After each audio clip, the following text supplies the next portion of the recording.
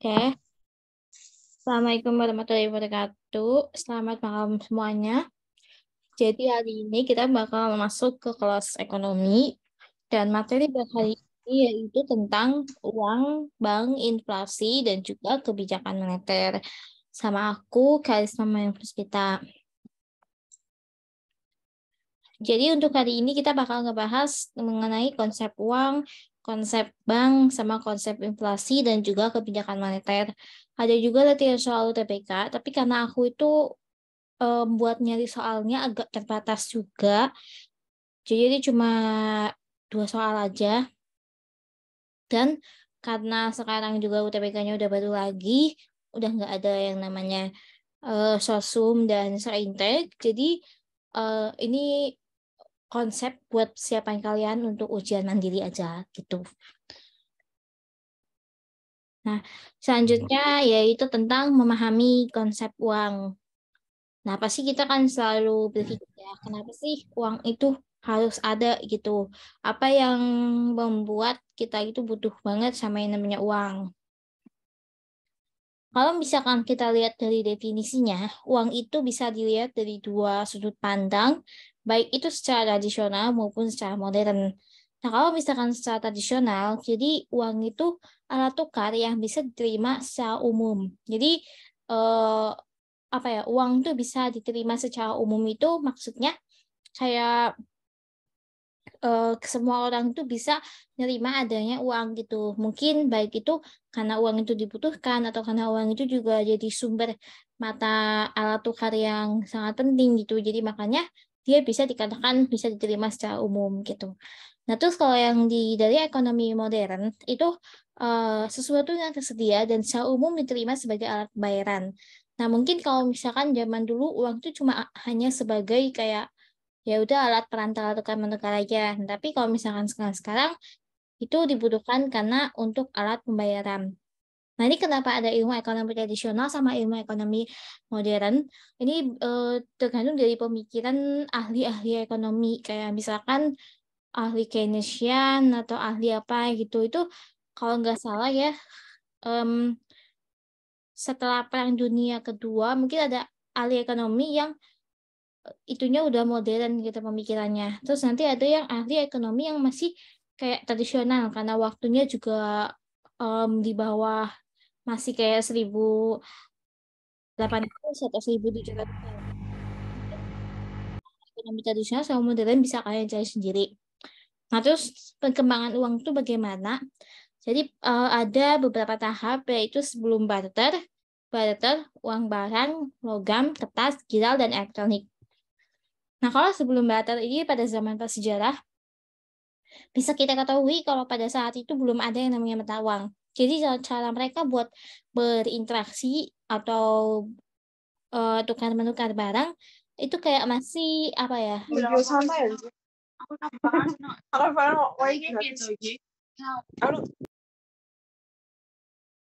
Kayak masih em, kerja kerja bareng gitu buat nyari barang-barang gitu.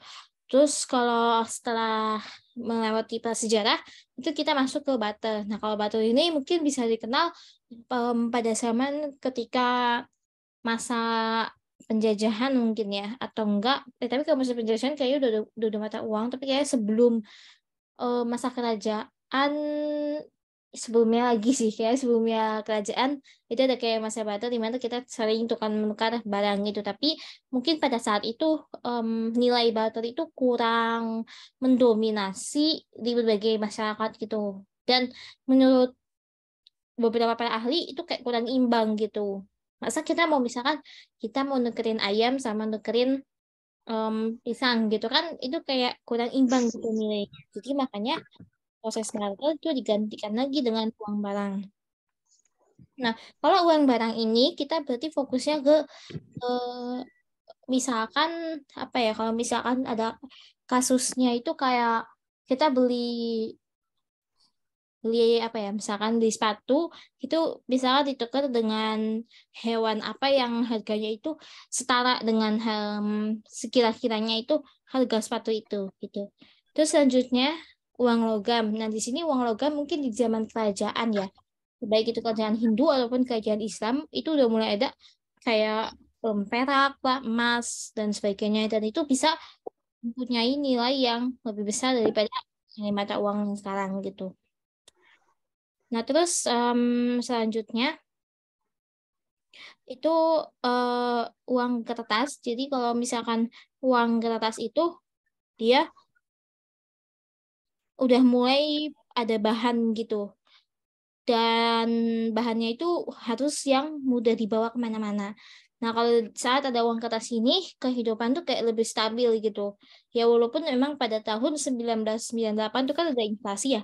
Oh, rupiah kita tuh anjlok banget, yang dimana harga kita ibaratkan kayak harga satu mangkok bakso tadinya 10.000 jadi naik 50.000 atau enggak naik 100.000 gitu. Memang ada kelemahan juga kalau misalkan uang kertas, dia itu mudah naik sama mudah turun gitu. Tapi buat kita beli barang itu nggak apa ya, nggak merasa kok kayaknya kurangnya nilainya gitu. Jadi udah pas gitu kalau pakai uang kertas. Nah terus habis itu kita beralih ke uang giral. Nah kalau uang giral ini tuh kayak dari bank-bank kayak cek, terus wesel dan sebagainya. Misalkan kita mau beli rumah atau mau beli eh, mau ya pokoknya beli rumah. Nah, kita DP-nya pakai cek dulu nih berapa kira-kira juta atau 20 juta gitu. Ya buktinya itu kita bisa jadiin buat sebagai alat pembayaran. Nah, terus selanjutnya ada uang elektronik. Nah, ini uang elektronik mungkin bisa sering banget dipakai sama kalian juga ya. Baik itu Briling, BCA, dan sebagainya. Kalau aku itu pakainya Briling, dan ini juga banyak negatifnya karena ada beberapa penipuan atau bahkan itu yang bisa ngerugiin kita semua gitu. Tanpa kita sadari kita share kode OTP atau kita transfer ke orang-orang yang nggak kenal gitu. Dan ini harus perlu diwaspadai gitu. Nah, terus apa aja sih fungsi uang dan juga jenis-jenis uang? Nah, kalau fungsi uang itu ada fungsi asli sama fungsi turunan. Kalau fungsi asli itu ada alat tukar sama alat satuan hitung. Dan kalau alat tukar kalian udah tahu semua ya. Uang itu bisa buat nukerin barang satu ke barang yang lain gitu. Terus kalau misalkan alat satuan hitung, uang itu bisa menemukan nilai dari harga barang tersebut gitu. Nah, kalau misalkan kita udah Ya, cuman kadang jadi panitia. Lain, maksudnya mau sendiri Cina. Nah, kalau misalkan satuan hitung itu kita bisa mengetahui berapa nilai dari barang tersebut gitu. Nah, itu selanjutnya adalah fungsi turunan. Nah, kalau fungsi turunan itu uang sebagai alat pembayaran utang, pembayaran yang sah, penimbun kekayaan, pemindah kekayaan, dan juga pendorong kegiatan ekonomi. Nah, sekarang aku mau nanya ke kalian. Fungsi turunan uang sebagai penimbun kekayaan sama pemindah kekayaan itu bedanya apa?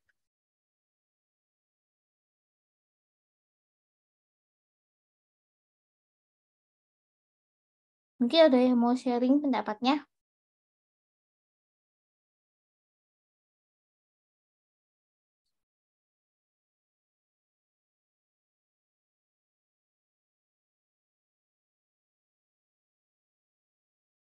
Putri Wulandari.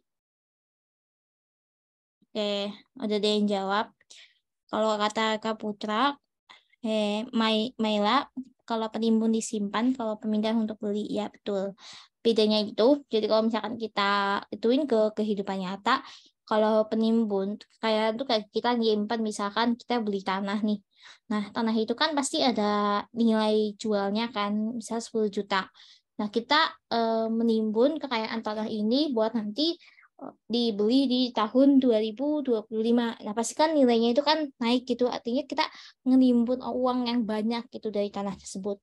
Nah, kalau misalkan pemindah kekayaan itu kayak kita misalkan beli mobil atau beli motor dari pihak yang pertama ke pihak yang lain gitu. Kayak misalkan kita mau jual emas ke ibu ini. Nah, pasti kan nanti kita bakalan ngemindahin atau kita bakal menyerahkan barang emas itu ke ibu ini dan kita bakal nerima uang gitu. Jadi ada perpindahan kekayaan yang kita miliki.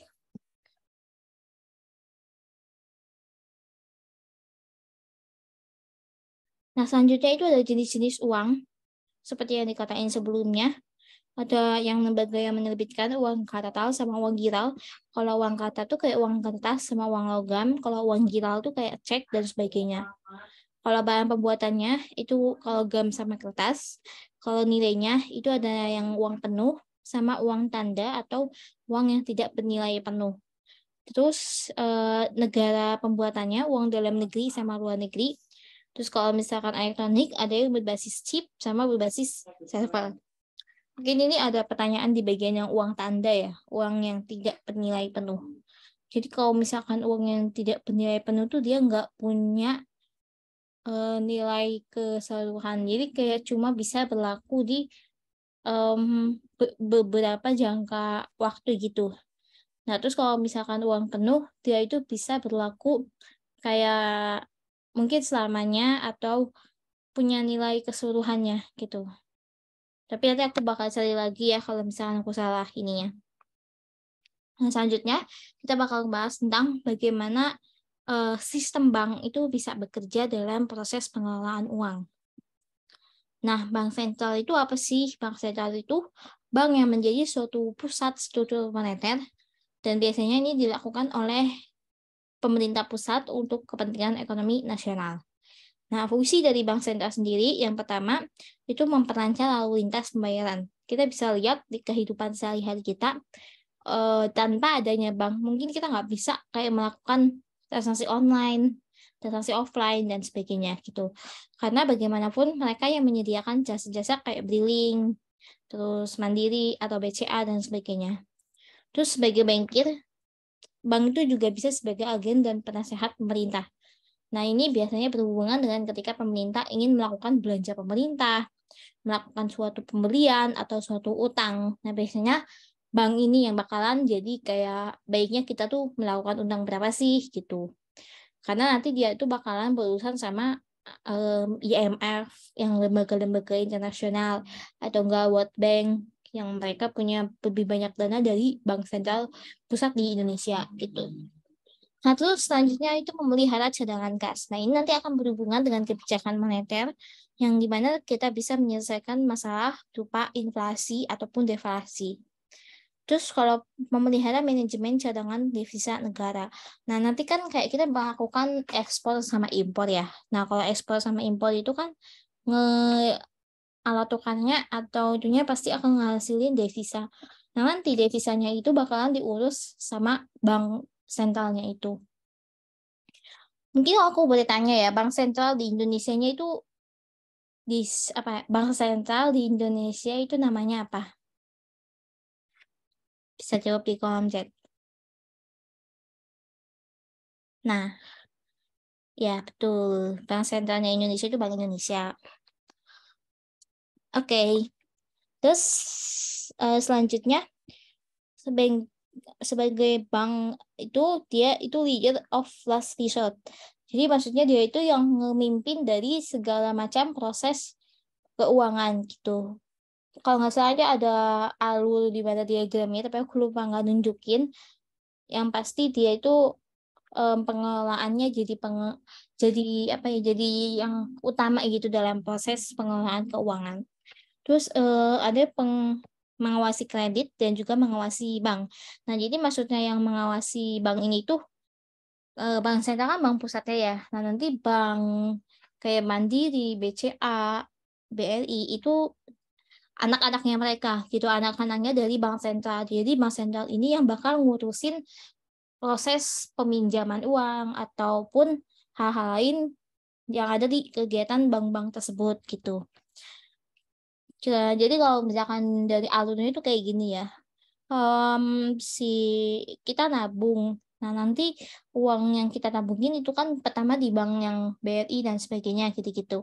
Nah, nanti itu kalau misalkan dari bank sentral ingin melakukan peminjaman, itu bisa jadi kayak kita nggak ngambil sih, kayak koordinasi dengan beberapa bank untuk disalurkan ke bank pusat gitu-gitu. Nah, terus selanjutnya, karena tadi Bang udah segitu aja sih kalau yang Bang definisi sama fungsinya.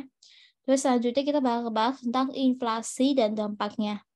Nah, apakah menurut kalian inflasi itu berbahaya atau tidak? Bisa jawab di kolom chat. Ada yang berpendapat nggak kalau misalkan inflasi itu bisa berdampak positif gitu?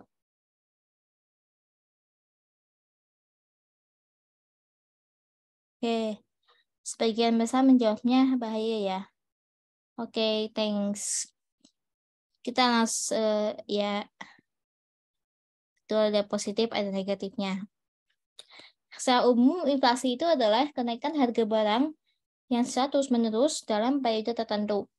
Nah, ada beberapa hal yang bisa menjadi 3 komponen suatu negara itu mengalami inflasi. Kayak misalkan kenaikan harga, bersifat umum, dan berlangsung terus-menerus. Jadi kalau misalkan kita mengalami kenaikan harga cuma 1 atau 2 barang dalam waktu singkat, itu belum bisa dikatakan inflasi. Inflasi itu harus dalam jangka panjang, terus dampaknya sangat luas, dan harganya itu naik terus-menerus gitu. Nah, itu baru dikatakan inflasi. Ini kalau bisa jangan sampai kejebak ya. Jadi nggak semua itu kita bisa, nggak semua kenaikan itu kita bisa katakan sebagai inflasi itu. Nah, terus kalau misalkan jenis-jenis inflasi, menurut sifatnya, itu ada inflasi ringan atau creeping inflation, yaitu nilainya kurang dari 10% per tahun. Nah, bagaimana kita bisa lihat jumlah persentasenya itu, nanti bakalan ada cara perhitungannya. Nah, terus kalau misalkan inflasi sedang atau galloping inflation, itu rata-ratanya antara 10 sampai 30%. Nah, terus kalau inflasi berat itu antara 30% sampai 100%, dan kalau hyperinflasi itu 100% per tahun. Nah, kalau aku boleh tahu, Indonesia tahun 1998 itu mengalami inflasi jenis apa ya?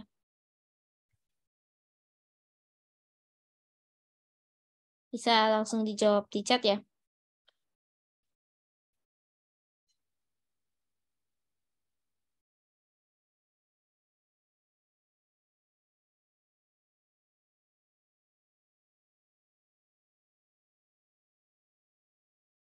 Berat.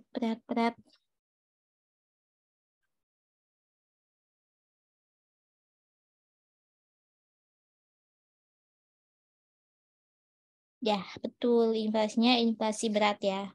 Sekitar 70%-an, 60% itu. Oke, terima kasih. Nah, kalau misalkan menurut asalnya, itu ada inflasi dalam negeri sama luar negeri. Kalau dalam negeri ini domestic inflation dan imported inflation. Nah, terus kalau misalkan yang domestik itu kan berarti dari dalam negeri. Jadi kayak misalkan kan Indonesia lagi inflasi nih. Nah, biasanya kalau misalkan di Indonesia lagi inflasi, barang-barang yang dijual di luar itu kayak jadi lebih murah. Kayaknya gitu deh ke konsepnya. Terus kalau misalkan kita kena dampak inflasi dari luar, kayak misalkan mata uang Amerikanya lagi mata uang Amerika lagi naik, rupiahnya juga ikut anjlok. Sebenarnya konsepnya kayak gitu ya, tapi nanti aku coba cari lagi. Terus selanjutnya ada penyebab inflasi, itu ada demand pull inflation, supply side inflation, dan demand supply inflation. Jadi kalau misalkan demand pull inflation itu disebabkan karena kenaikan permintaan total akibat dari kenaikan jumlah uang yang beredar, belanja pemerintah, dan juga penurunan tingkat pajak. Jadi kalau misalkan demand pull inflation, dia itu fokusnya ke jumlah permintaannya.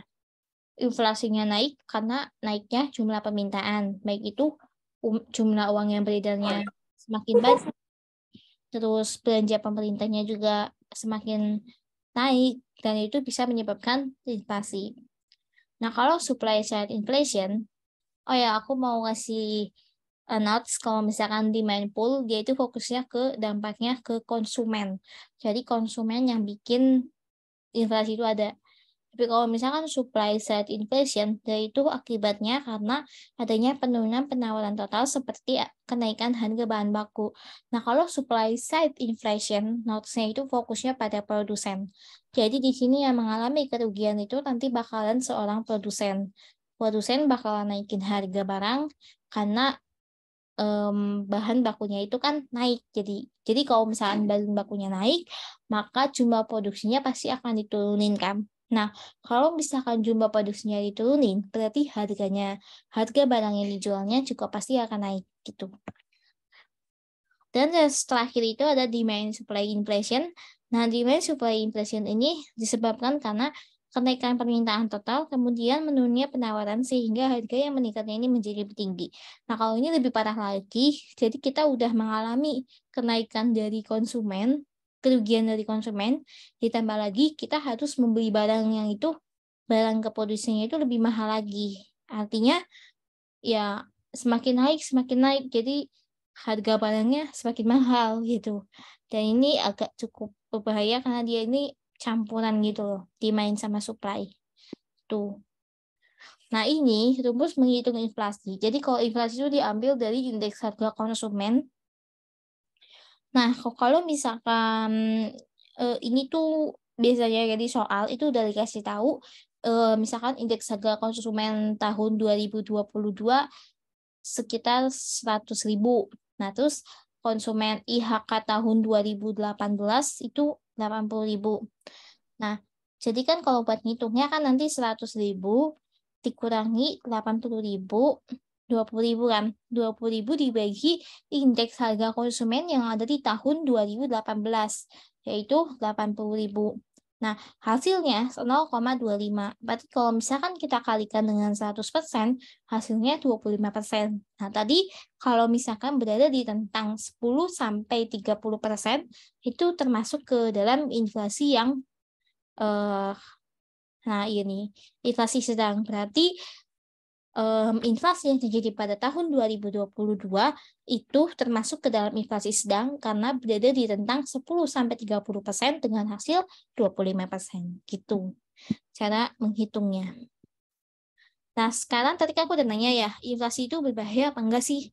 Nah, itu bisa berbahaya, bisa enggak. Tapi kalau misalkan buat yang positifnya, inflasi itu kalau misalkan bagi produsen, dia itu bisa menguntungkan karena nanti pendapatan yang diperolehnya itu jadi lebih tinggi.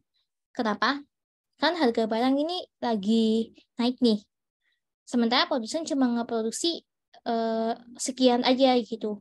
Nah, terus pasti kan konsumen kayak berburu-buru buat ngedapetin barang-barang itu lebih banyak supaya nggak kehabisan terhadap kepemilikan barang tersebut. Nah, otomatis kan produsen tuh bakalan punya banyak pendapatan kan dari apa yang udah dijualnya dengan harga yang tinggi, terus cepet-cepetan gitu. Jadi produsen kalau waktu inflasi nanti bakalan ngejual kayak ya pokoknya cepet-cepetan deh, biar cepet habis gitu kan. Nah, ini mungkin kita bisa analogikan ke harga minyak yang naik kemarin ya. Kemarin kan minyaknya kan lagi gentar-gentarnya kan. Dimana harganya itu lagi naik, terus stoknya itu lagi terbatas. Nah, dengan begitu kan para penjual di warung-warung itu kayak berlomba-lomba untuk bisa mendapatkan sedus minyak atau bahkan 2 dus untuk dijadikan stok dan nanti bakalan dijual ke beberapa konsumen yang lagi ngincar. Nah, kayak gitu kan semakin banyak orang yang beli di toko tersebut atau toko tersebut doang yang cuma bisa dapat minyak, maka pendapatan yang dimiliki oleh toko tersebut nanti bakalan kayak apa ya tinggi gitu mendadak. Jadi nanti pasti semua orang bakalan berpikir apa kita jual minyak aja ya di kelangkaan kayak gini mumpung lagi langka nih minyaknya gitu. Pasti nanti bakalan punya pemikiran kayak gitu. Nah, terus yang kedua, bagi debitur inflasi, dia itu akan menguntungkan karena nanti saat nilai uang dikembalikan lebih rendah daripada saat meminjam. Jadi kalau debitur itu kan yang minjem ya. Kita ngeminjem uang ke bank gitu. Nah, saat inflasi itu tingkat suku bunganya itu lagi turun. Bentar, kayaknya iya deh.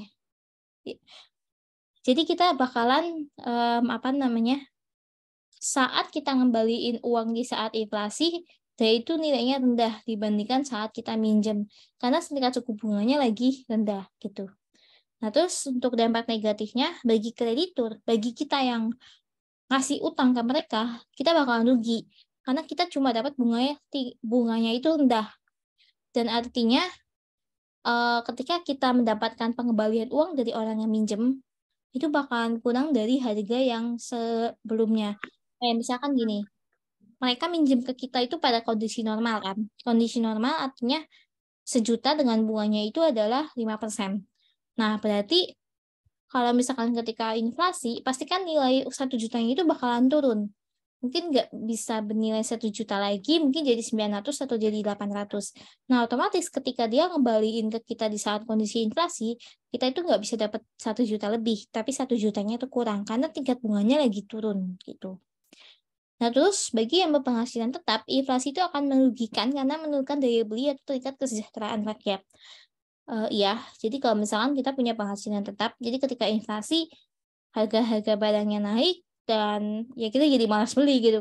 Mending nanti aja belinya di harga-harga normal. Karena kalau misalkan kita beli, misalkan beli minyak sekarang tuh 50.000, mendingan kita beli nanti aja. Misal pada saat tahun berikutnya udah turun 45 atau 40 gitu. Tapi kan namanya kebutuhan sehari-hari pasti bakalan tetap dibeli ya, walaupun mahal gitu. Itu kan kalau kebutuhan pokok sih.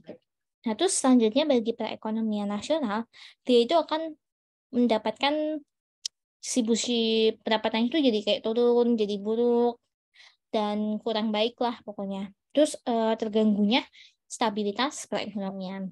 Gitu. Nah, untuk bisa menyelesaikan permasalahan inflasi tersebut, kita bisa pakai yang namanya kebijakan moneter. Kan ada 2 ya, kebijakan moneter sama fiskal. Nah, tapi kalau misalkan fiskal, dia itu tugasnya pemerintah, soal pajak sama subsidi. Nah, ini kebijakan moneter, ini termasuk ke tugasnya Bank Sentral itu sendiri. Nah, seperti apa sih kebijakan moneter dalam menyelesaikan inflasi? Mungkin dari kalian udah ada yang pernah mengetahui, bisa nyebutin di kolom chat 1 minimal. Kebijakan yang dilakukan pemerintah dalam menyelesaikan inflasi apa aja?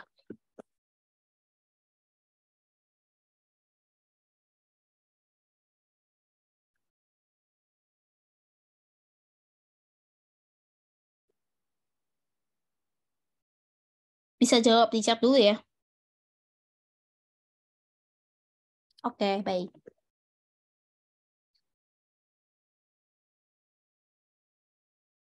Kebijakan moneter yang dilakukan oleh Bank Sentral dalam menghadapi inflasi itu kayak gimana sih contohnya? Kalau meningkatkan hasil produksi itu bukan ya. Pajak itu masuknya ke fiskal.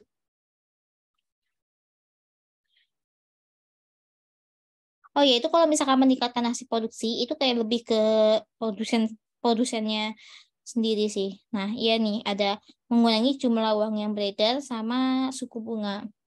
Nah, iya, oke.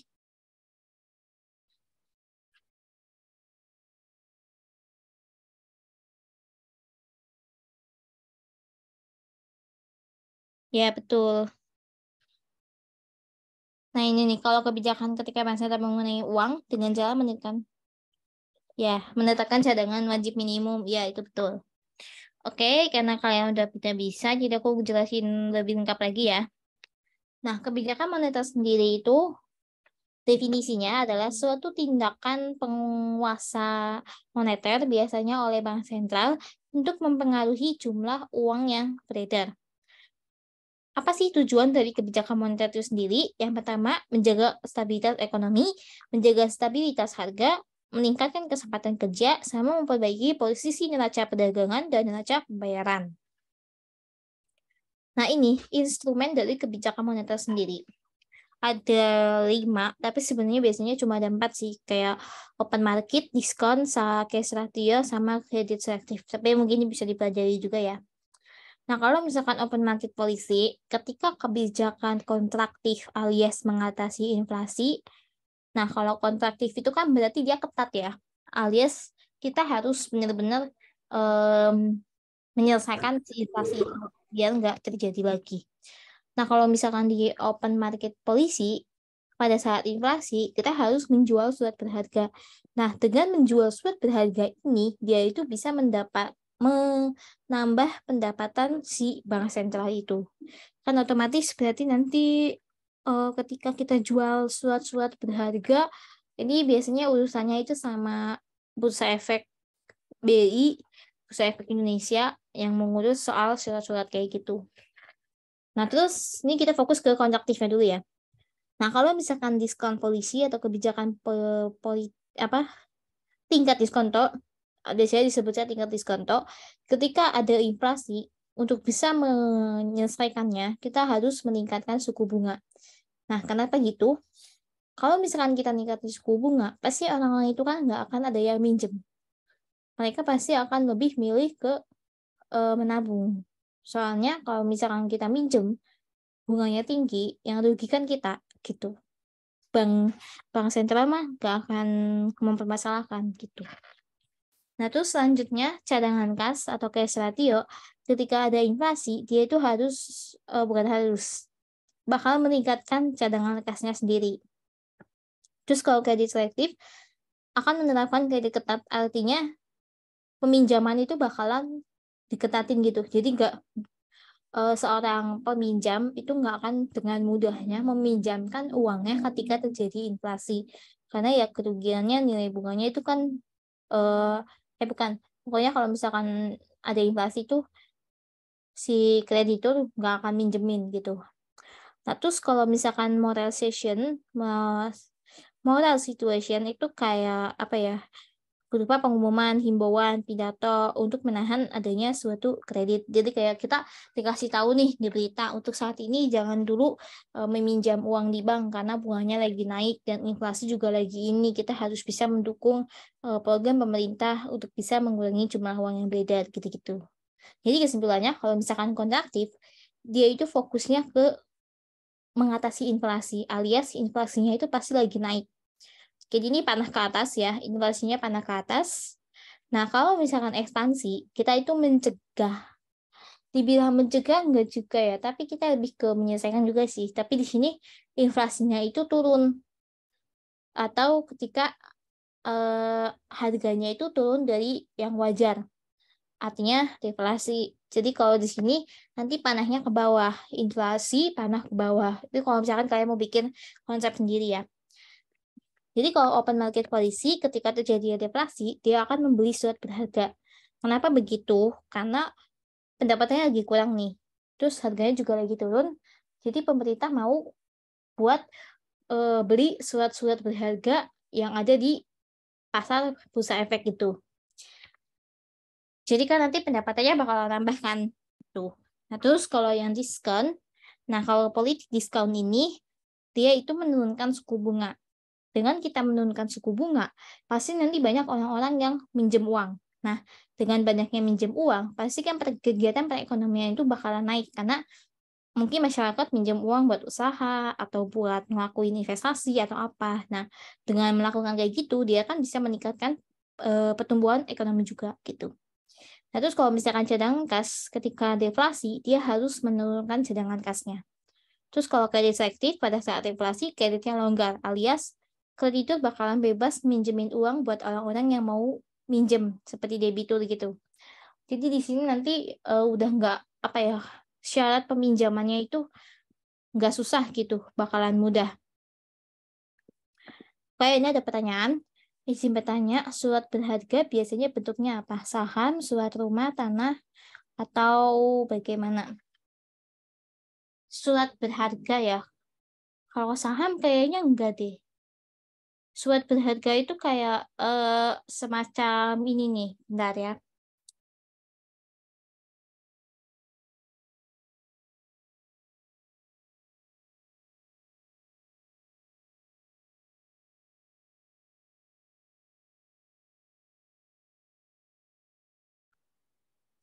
Surat berharga sebenarnya namanya surat berharga pasar uang, jadi dia itu nggak bentuk surat tanah atau saham dan sebagainya, tapi itu ada berkas tersendirinya gitu. Dan ini tuh kayak misalkan sertifikat Bank Indonesia, terus surat berharga pasar uang, sertifikat deposito pasar valuta asing gitu. Nah, kalau misalnya pasar valuta asing kayak kita misalkan beli mata uang dari luar negeri atau kita jual mata uang dari luar negeri. Nah, terus sertifikat deposito ini tuh seperti kayak surat yang di dalamnya itu ada beberapa nilai nominal tertentu sebagai surat atas unjuk. Nah, terus ada surat berharga pasar uang. Nah, surat berharga pasar uang ini biasanya yang dikeluarkan sama Bank Umum untuk dibeli oleh Bank Indonesia dengan nilai nominal yang cukup besar. Jadi kan kalau misalkan ini, kalau yang SPBU itu nanti dikelolanya sama bank-bank umum kayak Mandiri, BRI dan sebagainya untuk nanti kita jual ke BI supaya BI itu mau beli gitu kan, nanti pendapatannya, jadi uangnya itu kan bakalan nambah kan di Bank Indonesia gitu. Nanti kalau misalkan ketika inflasi, SPBU yang udah dibeli sama BI dia itu bakal dijual kembali ke bank-bank umum supaya persediaan uang di bank umumnya itu ada lagi gitu. Mungkin bisa dipahami atau ada yang mau ditanyain lagi?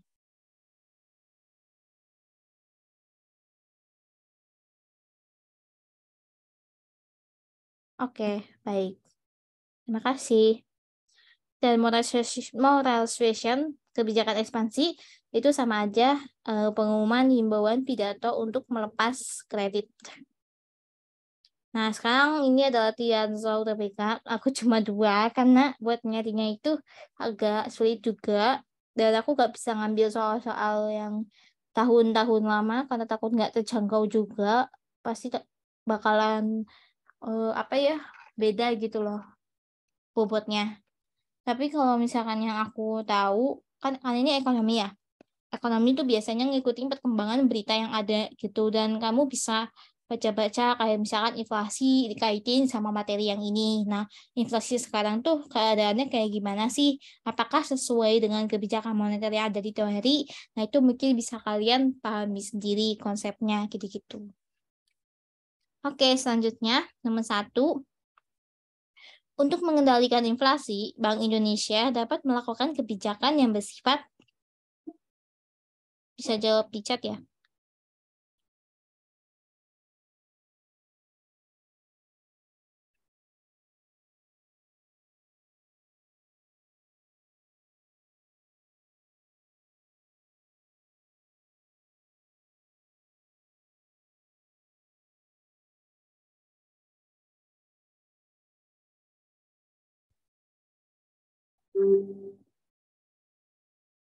Ada lagi yang jawab?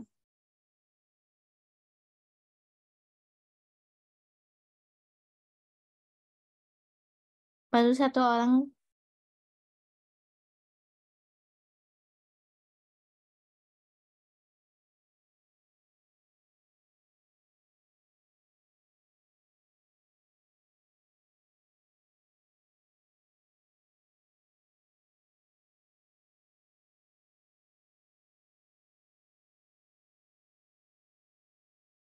Mengendalikan inflasi ya. Berarti kalau mengendalikan inflasi itu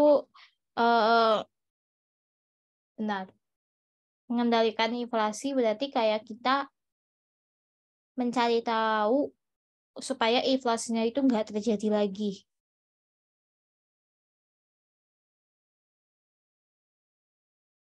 Bentar. Ini pasti kejebak sama kata-kata pengendalian sama inflasi. Ekspansi itu loh, mengendalikan deflasi. Ini kayaknya posisinya mengendalikan inflasi. Inflasinya itu udah terjadi. Kita cari tahu cara supaya inflasinya itu nggak terjadi lagi. Ayo.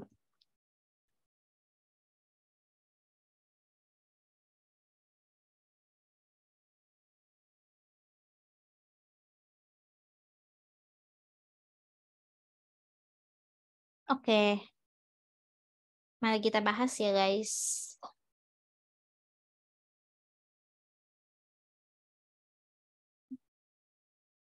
Sebelum itu mari kita cari dulu arti kata mengendalikan.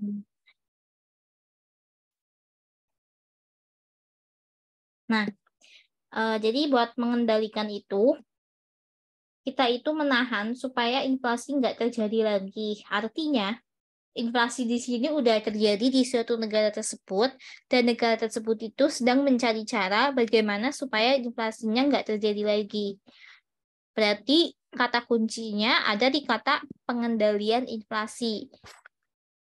Nah, kalau misalkan tadi udah kita bahas ya, kalau ekspansi itu kan lebih fokus ke mengatasi deflasi. Artinya ya berarti kondisi negara itu tuh lagi deflasi. Itu kita ngatasinya tuh gimana gitu. Nah, kalau misalkan deflasi kan berarti kita harus nambahin jumlah uang yang beredar dan sebagainya.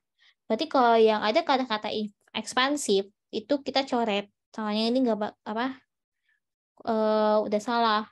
Karena di sini kita fokusnya ke pengendalian inflasi alias inflasinya biar nggak terjadi lagi tuh kayak gimana gitu. Nah, karena kalau misalkan tadi dibahas juga ya, kalau inflasi itu kita fokusnya ke kontraktif. Nah, kita pilih yang ada kata kontraktif, kontraktif, dan kontraktif. Ada 3 ya, B, C, sama E. Sekarang kita bahas yang B. Kalau pajak, itu dia tidak termasuk ke dalam kebijakan moneter, jadi udah pasti salah. Terus kalau yang C, menaikkan giro minimum. Nah, sesuai dengan yang dibahas tadi, ini di giro minimum itu kayak cadangan kas gitu, cash ratio, tapi dia disebutnya sebagai giro wajib minimum. Jadi ini jawabannya itu C. Nah, mungkin kita bisa lihat dulu nih yang kontraktif dengan menurunkan tingkat diskonto. Nah, kalau misalkan menurunin tingkat diskonto, itu termasuk ke dalam ekspansi. Jadi yang E itu salah. Jawaban yang benar itu adalah yang C. Bagus. Jadi mungkin kalian bisa memahami di kata kuncinya dulu di soal, yaitu fokusnya ke inflasi atau ke deflasi gitu.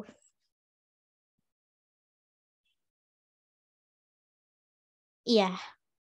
Kalau yang ekspansi, dia fokusnya ke pengendalian deflasi. Betul. Oke. Udah paham ya soal nomor 1 ini ya?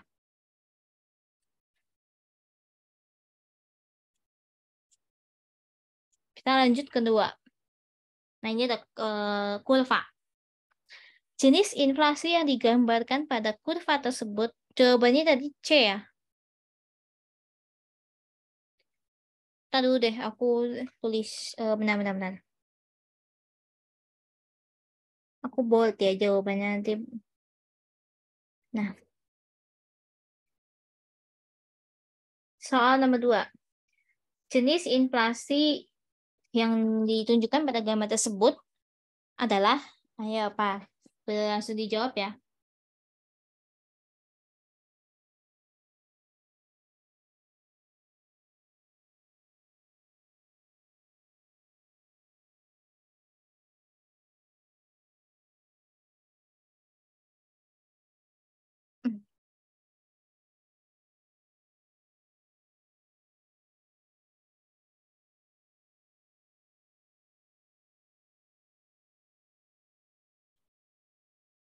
Ada lagi yang mau jawab?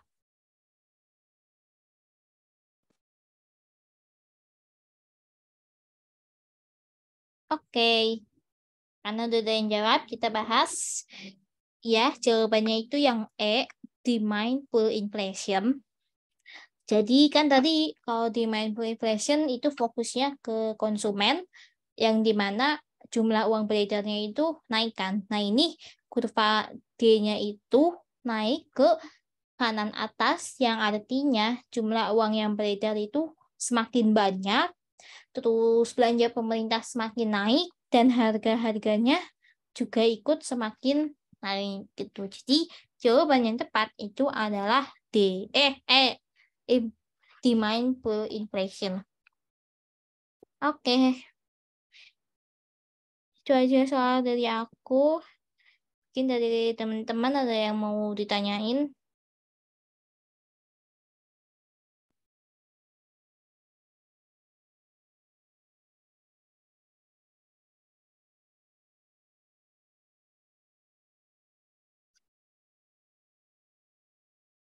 Judul materinya itu adalah, bentar, uang, bank, inflasi, dan kebijakan moneter.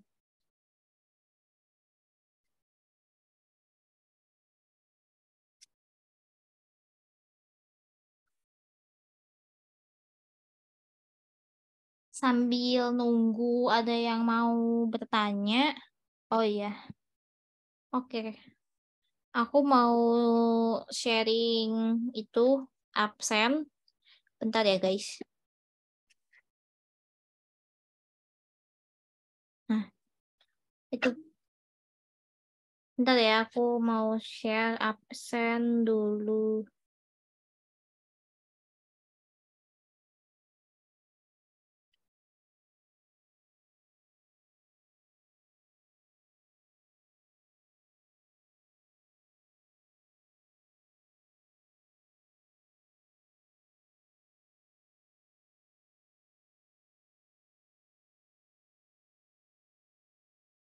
Di main. Bingungnya yang di mindful inflation atau yang mana?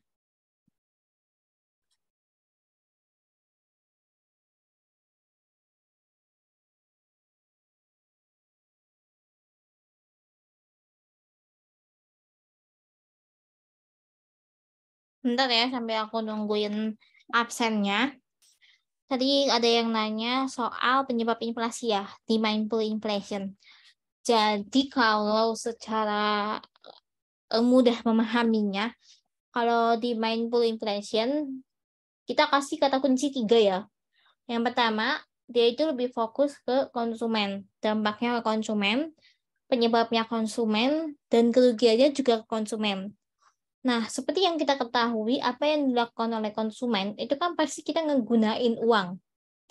Nah, di sini konsumen itu banyak yang bukan ngeluarin, dia itu banyak pinjem duit gitu. Dan uang yang dimiliki oleh konsumen itu ada di mana-mana gitu. Nah, semakin banyak uang yang dimiliki oleh konsumen, maka itu akan mempengaruhi ke keadaan harga barangnya. Jadi nanti harga barangnya itu semakin naik gitu. Kalau misalkan harga barangnya naik, nanti bisa-bisa kalau kebanyakan uang yang beredar nanti nilainya tuh jadi kayak semakin turun gitu. Atau kita bisa lihat di contoh kayak di Zimbabwe itu kan duitnya banyak banget ya. Tapi di sana tuh inflasinya kan tinggi banget. Nah, karena inflasinya tinggi, nilai mata uang di sana tuh udah nggak ada harganya gitu. Ya karena semakin banyak banget uang yang menyebar di sana sampai dijual juga uang sebagai dijual-jual kayak gitu.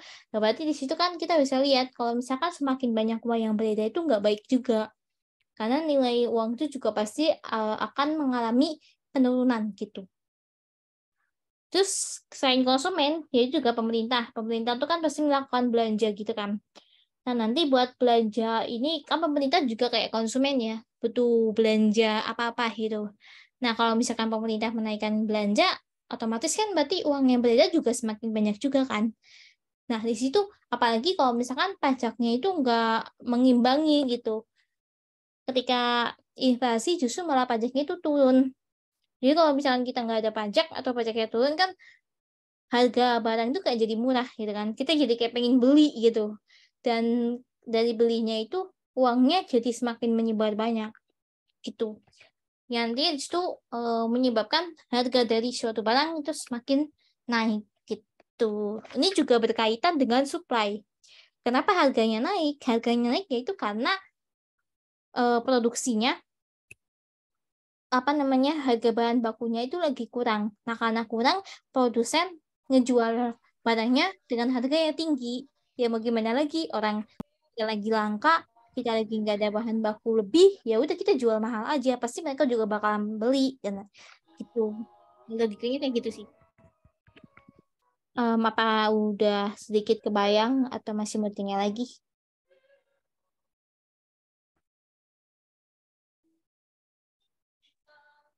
Ya, melebihi batas, betul.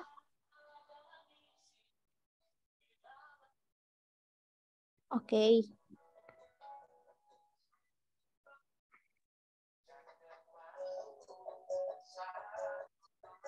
Oh iya, buat yang rumus inflasi, yang di F ya. Ini sebenarnya kalau di F itu jarang dipakai sih. Benar. lebih dipakainya itu em, yang IHK. Jadi aku jarang lihat tuh, tapi tuh aku dapat dari Bang Gudu. Bentar ya, kayaknya itu pakai penghinaan sedikit nih. Tapi kayaknya lebih sering pakainya yang indeks harga konsumen. Itu mungkin bisa kalian pelajari di materi indeks harga.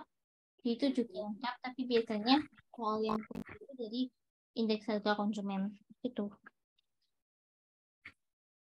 Oh, kalau N itu sebenarnya variabel apa ya? New, singkatannya itu kalau dari aku belajar dulu ya. Kayaknya N itu new artinya adalah tahun terbaru. Jadi indeks harga pada tahun terbaru dikurangi indeks harga pada tahun sebelumnya. N dikurangi satu, itu berarti kan tahun sebelumnya gitu. Oke, terus selanjutnya menurut kakak ada kemungkinan nggak bank-bank kayak BRI, BCA itu bangkrut karena masalah inflasi? Eh, dibilang kemungkinan kayaknya nggak bakal sih guys. Soalnya nanti yang bakalan ngelola apa ya masalah tapi ada loh bank-bank yang kena bangkrut karena ini. Kayaknya aku jarang denger ya.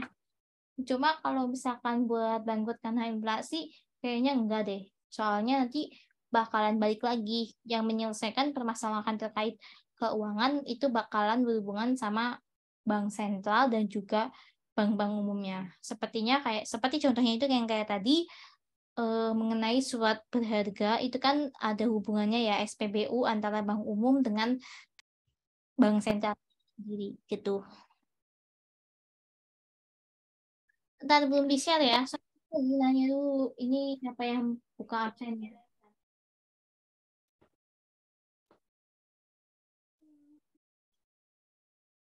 Ada yang mau ditanyain lagi nggak?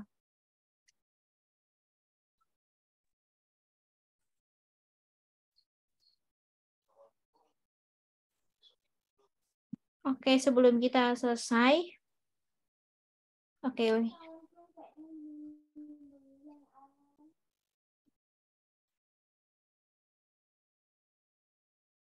iya, bank bisa bangkrut ketika benar-benar krisis. Iya, soalnya kalau inflasi masih masih ada sangkut pautannya sama bank. Jadi kalau misalkan bangkrut pun agaknya kayak kurang gitu. Ya walaupun memang ada banyak, tapi ada satu kasus kayak kalau nggak salah Bank Muammar apa ya namanya. Itu kan dulu ya, tuh sekarang sekarang masih ada nggak ya? Tapi sekarang juga masih ada, cuma lebih diganti ke Bank Muamalat. Itu kan bank Islam ya, mungkin bukannya bangkrut tapi lebih diakuisi sama BRI atau Mandiri Syariah gitu-gitu. Tapi dengar-dengarnya sih bangkrut sih guys. Lalu dulu ada Bank Muamalat di daerahku, tapi ternyata udah nggak ada, diganti sama Mandiri Syariah. Nah, ada kemungkinan sih karena kurangnya eh, apa namanya kayak kurang manajemen apanya gitu, lebih akuisisi disatuin gitu jadi Pak ke Mandiri Syariah atau kayaknya ke Mandiri Syariah sih soalnya udah diganti jadi. Sebenarnya aku mau nge-SS dulu. Mungkin kalian mau on cam buat ikutan DSS untuk bukti absen boleh ya.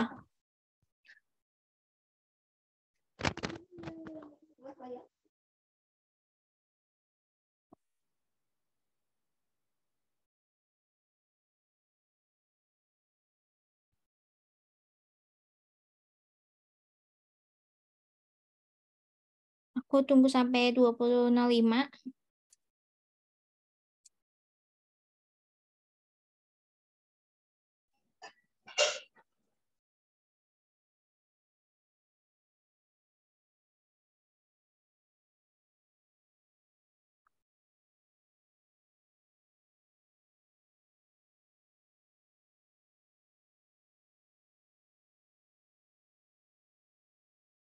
Oke, aku SSJ ya. 1, 2, 3.